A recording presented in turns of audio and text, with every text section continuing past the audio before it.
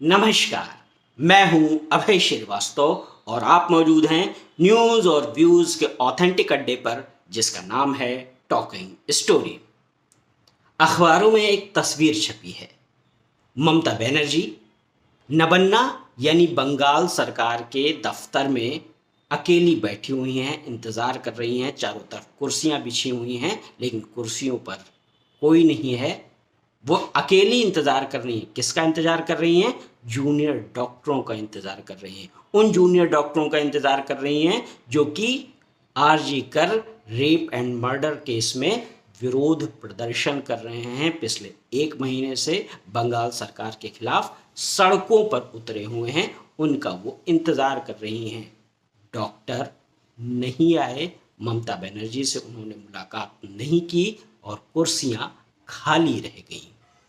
2 घंटे इंतजार करने के बाद ममता बनर्जी ने बयान दिया, मैं बंगाल के लोगों से माफ़ी मांगती हूं और उनके लिए इस्तीफा देने को तैयार हूं। मुझे याद नहीं पड़ता कि ममता बनर्जी कभी राजनीति में झुकी हूं, कम से कम पब्लिकली झुकी हूं, ऐसा मुझे याद नहीं पड़ता। वो पुष्पा फिल्म का डायलॉग है ना, मैं झुकेगा नहीं। ममता बनर्जी की राजनीति बिल्कुल डिट्टो यही रही है। चाहे राजनीति के शुरुआती दिन हो, जब वो लेफ्ट के खिलाफ सड़कों पर उतरती थी, विद्रोह करती थी, कितनी भी यातनाएं सहती थी, लेकिन वो एक प्रतिरोध की आवाज़ थी लेफ्ट के शासन में। और वहीं से ममता बनर्जी लाइमलाइट में आई थी। पूरे देश ने उनको जाना और पहचाना था। फिर वाजपेयी का दौर हो, जब वो केंद्र में मंत्री रहीं, तब भी ममता ने अपना तेवर नहीं खोया। मंत्री होने के बावजूद एक क्रांतिकारी उनके भीतर दिल्ली और देश देखता रहता था। इसके बाद जब सिंगूर और नंदीग्राम के का दौर हो, जब वहाँ पर विद्रोह हुआ, आंदोलन हुआ, तब ममता बनर्जी का जो ज़मीन पर उतरने वाला नेतृत्व था, वो सब ने देखा। सब लोग उनकी क्रांति देख रहे थे। इसके बाद 2011 में जब वो मुख्यमंत्री बनी, मुख्यमंत्री बनने के बाद भी उनके अंदर, उनके स्टाइल ऑफ पॉलिटिक्स में, उनके स्टाइल ऑफ गवर्नेंस में कोई अंतर नहीं आया। वो पूरी तरह अपनी ही बातों पर अड़ी रहने वाली नेता के तौर पर न सिर्फ दिखी बल्कि रही भी। मुख्यमंत्री रहते उनके ऊपर मुस्लिम तुष्टीकरण के गंभीर आरोप लगे।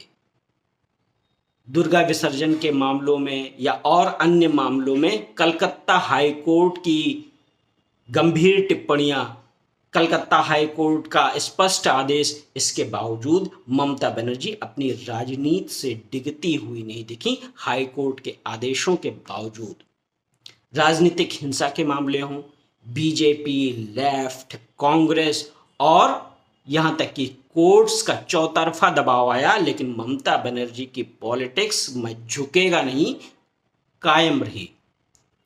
जय श्री राम के नारे हो, राम मंदिर प्राण प्रतिष्ठा का बायकॉट हो, संदेश खाली हो, शुभेंदु अधिकारी जैसे अपनों का विद्रोह हो, या फिर नंदीग्राम की विधानसभा सीट पर खुद का हार जाना हो, ममता कभी बैकफुट पर आने वाली राजनीति करती नहीं दिखी। फिर अब की बार क्या हुआ है? आरजी कर मामले में ममता क्यों इतनी असहाय दिख रही हैं? शुरुआत में आरजी कर मामले में भी ममता ने वही तेवर दिखाया था, मैं झुकेगा नहीं। सबको एक लाठी से हाँकने की कोशिश की थी। लेकिन फिर ऐसा क्या हो रहा है कि आरजी कर मामले में ममता की क्रांति का बारूद खत्म होता हुआ नजर आ रहा है।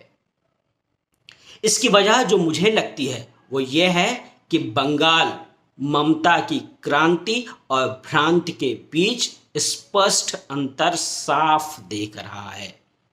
वो अपनी नंगी आंखों से देख रहा है कि ममता की क्रांति और भ्रांति अलग है।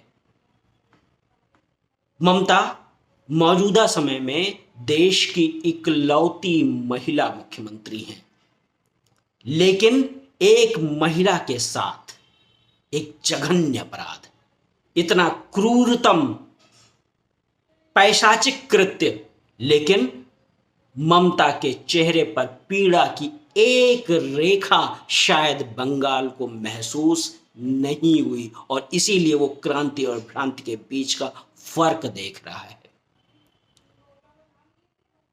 पहले कुछ ऐसे रेप कांड के मामले आए, जैसे नादिया का मामला है, वहां ममता ने विक्टिम के चरित्र पर उंगली उठाई थी और कहा था कि प्रेम प्रसंग का मामला है, रेप का मामला नहीं है।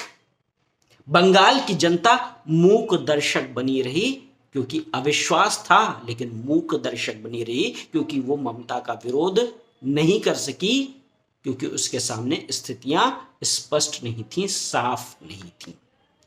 संदेश खाली में तृणमूल के दफ्तर में महिलाओं के यौन शोषण का आरोप है। महिलाएं सड़क पर उतरी, लेकिन वहां भी टीएमसी ने कहा कि ये जो लोग विद्रोह कर रहे हैं, विरोध कर रहे हैं संदेश खाली में, वो कौन है? वो बीजेपी के एजेंट हैं।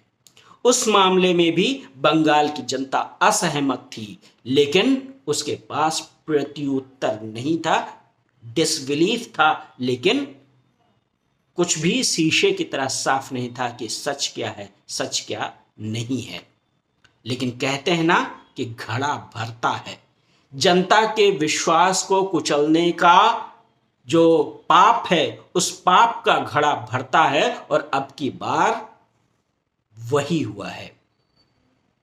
आरजी कर मामला कोई एक मामला भर नहीं है, कोई एक केस भर नहीं है, ये बंगाल के आत्माभिमान की बात है, बंगाल की बेटी और रोटी की सुरक्षा का सवाल है। और बंगाल देख रहा है कि जिसको इसकी व्यवस्था का दायित्व सौंपा गया, वो न सिर्फ अपनी जिम्मेदारी से भागा हुआ है, बल्कि संवेदनहीन और मर्यादाहीन भी है। ममता बनर्जी एक बड़ी नेता है और राजनीति में उनकी उपलब्धियां हैं, ढेरों उपलब्धियां हैं। 34 साल के लेफ्ट के शासन को उखाड़ फेंकना का मादा उन्होंने दिखाया है, एक जुझारू नेता हैं। लेकिन ममता राजनीतिक सुचिता के विरुद्ध अति नहीं कर सकती। ये संदेश, आज जो विद्रोह हो रहा है, ये संदेश उसी का है। ये संदेश है कि ममता ने जो हर एक मामले को भ्रांति से मिटाने की कोशिश की, वो आज सबके सामने, फलक पर सामने आके रह गया है।